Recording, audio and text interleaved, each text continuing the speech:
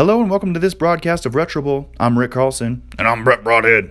Tonight we have the Arizona Cardinals taking on the Atlanta Falcons. Let's meet the visiting team. At quarterback, we have Zach Coleman from Cardinal Stritch University. Running back Kiko Ballard from Ball State. Tight end Rick Godere from Dickinson College. Tight end Bleedy Banner from Beijing Normal University. Wide receiver Jarius Reh from Misericordia University. Wide receiver Kahiri Hester from Quinnipiac University. Offensive lineman Cameron Spain from Dubuque High School. Linebacker Zay Sharp from Miami University of Ohio. Defensive back Natrell Ponder from East West University. And defensive back Ike Banagoo from Hollywood Upstairs Medical College. This star-studded team is led by Coach Dewey. This is Coach Dewey's 41st season as the head coach. The Arizona Cardinals are 13-0 coming into tonight's game, and they're heavily favored over the 5-8 Atlanta Falcons. We'd like to thank Bjork for her lovely rendition of the Star Spangled Banner. What a talent, Rick. What a talent. The Falcons have won the coin toss and have elected to receive it the second half. And here we go. Atlanta kicks off the ball. Arizona has it in their own half. Tried to make a move, but it's a short return. Arizona has possession on the 34-yard line.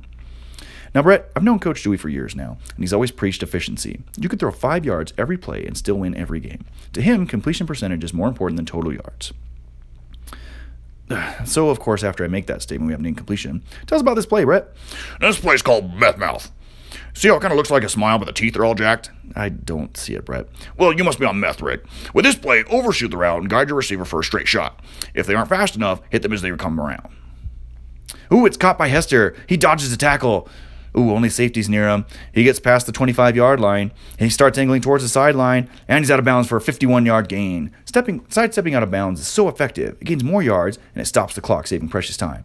Our statistician, Wes Bogerton, says that an average of 60 seconds is wasted every game simply by waiting for the ball to get placed. Play action pass. Coleman finds his tight end straight up the middle for a 16-yard touchdown. Coach Dewey loves his double tight end formations. With enough speed, tight ends can be punishing. Coach Dewey always goes for two and loves to hit the top receiver for a quick turnaround. You'd think that other teams would pick up on this, but it appears no other teams in the league watch film. I always say you should spend more time in the film room than the weight room. With 2 points added on the board, Arizona kicks it off. Atlanta has it at their own 25-yard line after a bobble fair catch. They keep it on the ground, but linebacker Zay Sharp stops them short of the first down. Atlanta punts the ball. It's a high end over end kick. Arizona has it in their own half, but a Falcon breaks through the wall blockers and it's a short return. Arizona has possession on the 33-yard line. Look how the quarterback is in the tight end touchdown formation. Is the tight end going to score a touchdown? No, the quarterback is right behind the center. He's touching down on that tight end. Games are stressful. A good quarterback knows exactly how to relax his teammates. Oh, it's a long bomb to Hester. His speed is unmatched. He gets past the 25-yard line. He gets past the 20. There's no flags. It's a 67-yard touchdown. What a throw by the quarterback, Zach Coleman. In college, Coleman was known for his accuracy, which is exactly what you want when you're new into Retro Bowl. But as he's grown, arm strength has become his specialty. I hope to see other quarterbacks follow the same path. He's better now than he was in college, and he was good in college. With the score 16-0, Arizona kicks it off. Atlanta starts at their own 14-yard line. Ooh, they go for the pass. Oh, but it's incomplete. Linebacker Zay Sharp broke up the pass. Atlanta punts the ball. Arizona has it in the midfield at 44-yard line. Pay attention to the wide receiver Jarius Reh at the top of your screen, folks. The defender is 7 yards back. A quick throw to him would be an easy 4-yard gain. Oh, but it's a huge throw over the defender to Reh. He catches it well ahead of the cornerback. Oh, he's got 5 defenders after him. Oh, no, the 5 defenders are morphing into a single Megazord defender. Reh jukes the Megazord defender and makes the 56-yard touchdown. Wow, that was the most incredible thing I've ever seen. The 6'4", 195-pound wide receiver dazzles the stadium and even has opposing fans cheering. Sidestepping the whole field was a fantastic move to beat the Megazord defender. All play should end with as much sidestepping as possible if you're unsure it's going to be a touchdown. With a score 24-0, Arizona kicks off the ball. Atlanta has it their own half. They decide to keep it on the ground, but it's just short of the first down. Atlanta has 3 total yards in the first quarter, even with 3 possessions. And with that, Atlanta punts the ball. Arizona fair catches the ball at the 43-yard line. I didn't think Atlanta would struggle this much against a team with only 3 defenders who are starred. I'd rather floss my butt crack with barbed wire than watch this Atlanta offense. I agree, Brett, but let's stay appropriate for TV. Coach Dewey's star player lineup consists of 7 offensive players and only 3 defensive players. And with a huge throw over the middle, it's Kahiri Hester who's now trying to steal the show. He takes it all the way to the house with a 57-yard touchdown. And Atlanta's defensive coordinator is vomiting profusely on the sideline. By the looks of it, he must have had some beans for lunch. Gotta love HD technology. This is getting sad, Brett. This makes 3 straight Arizona drives of only 1 play each, all for touchdowns.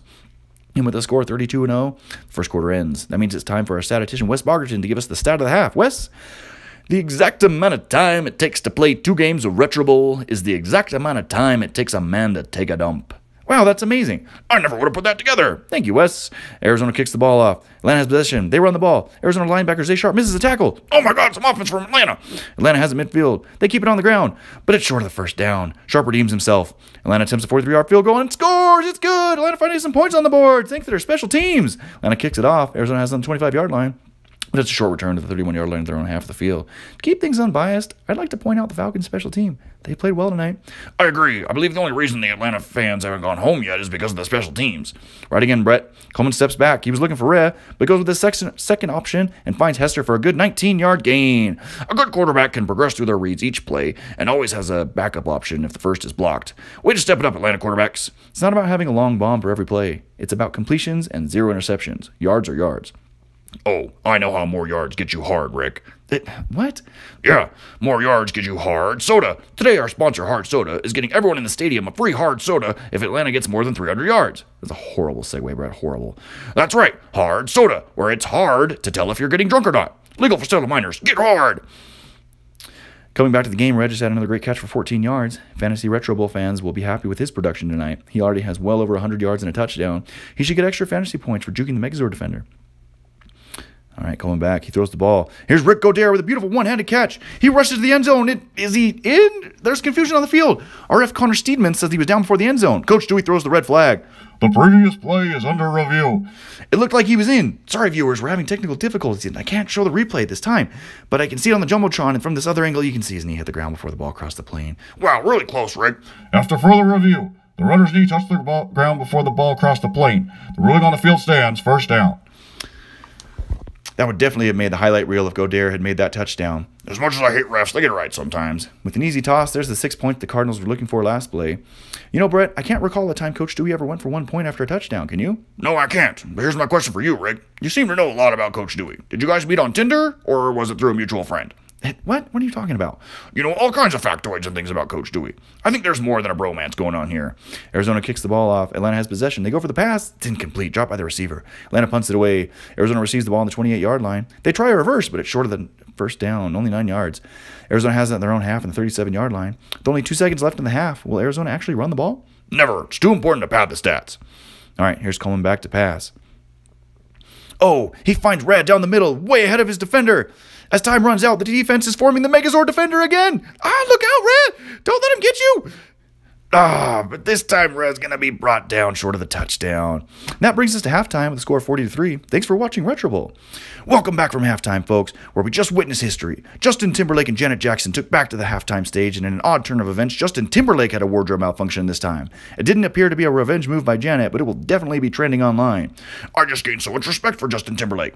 How does he dance so well without tripping on his gigantic dancing stick? Yeah, that's TV-appropriate dancing stick. I don't know, Brett, but he definitely brought sexy back. All right, Arizona has the ball on the 50-yard line. Coleman scans the defense. He may call an audible from the shotgun.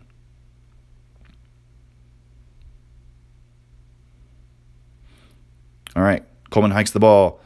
Steps back. He's nearly sacked. He throws it deep down the middle. Oh, the ball's bobbled and dropped by the intended receiver. Amazingly, that's only the second incompletion for Arizona today. That's not that impressive. I only dropped 2 balls in my whole career. Yep, I dropped my 2 balls right on that ref's face. He threw a flag for excessive celebration, and I showed him what excessive celebration really looks like. That's not disgusting at all, Brett. Hester catches a bomb. He tries to outrun his defender. He gets out of bounds for a 31-yard play. Now, on this play, notice how the defense is all within 4 yards of the line of scrimmage. A long pass should do well in this scenario. All Coleman needs to do is throw the ball opposite of where the safety goes, but before the pass rush hits him. Ooh, and with a wide open hole in the defense, Hester makes the catch and easily struts into the end zone. Did you notice the hottie on the front row in section G, second from the left? What? Stay focused on the game. It's weird, though. She must have like 17 twins. Every 6 seats to the left or to the right is one of her twins. Yep, that's odd. That's odd. And with a scuffle, it goes incomplete. Avoid scuffles at all costs. Throw the ball where only the receiver can get to it. Divert the route if you have to. Arizona kicks it off. Atlanta has it in their own half. They keep it on the ground, but Ike Manigault strips the ball and forces a fumble. Arizona has possession at the 25-yard line. Turnovers are detrimental. With how short the game time is, turnovers need to be eliminated, even if it means playing it safe. That's why my wife and I's safe word is resting bitch face, Rick. That's a horrible safe word. And you're not married. You're twice divorced. At least I don't hit up Retro Bowl coaches on Tinder. The tight end Bleedy Banner makes the Falcons pay for that turnover at the 23-yard catch that was almost a touchdown. New quarterbacks should make the running back their go-to receiver, but more advanced quarterbacks hit their tight ends. Speaking of running backs, Kiko Ballard gets the 1-yard touchdown.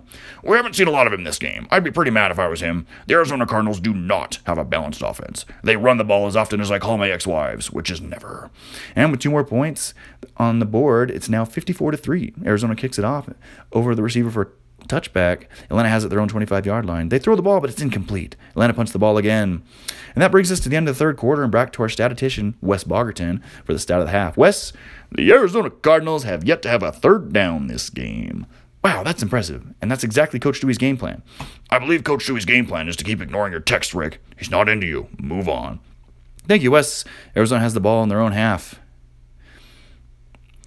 He gets a block and a good return. Arizona has possession at the 34-yard line. Coleman steps back. He pumps fake his first read, goes to Hester, and is bobbled up in the air and caught by Ballard, the running back. He gets tackled at the 49-yard line for a gain of 16. He's nearly intercepted, but saved by Ballard. What a play. The best players are always in the right place.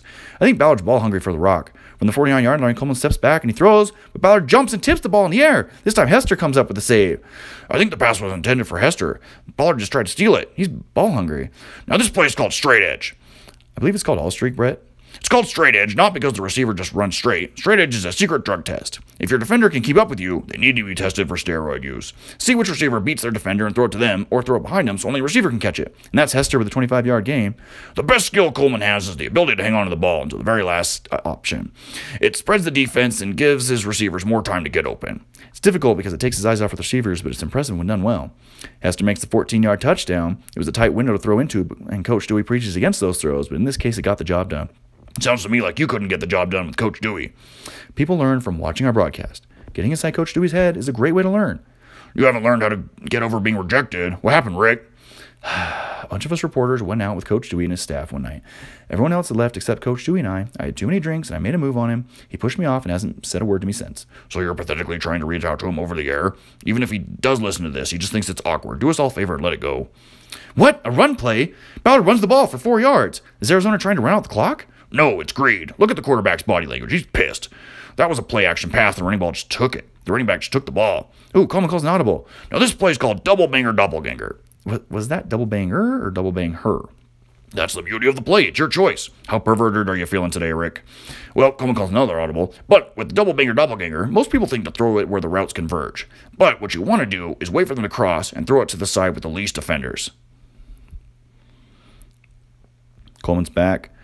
Oh, just overthrown by Coleman. The intended receiver was tight end Godere. Was the quarterback distracted by the 17 hotties in the first row? And with the first third down of the game, Coleman heaves it to a wide open run. That's good for a gain of 24 yards.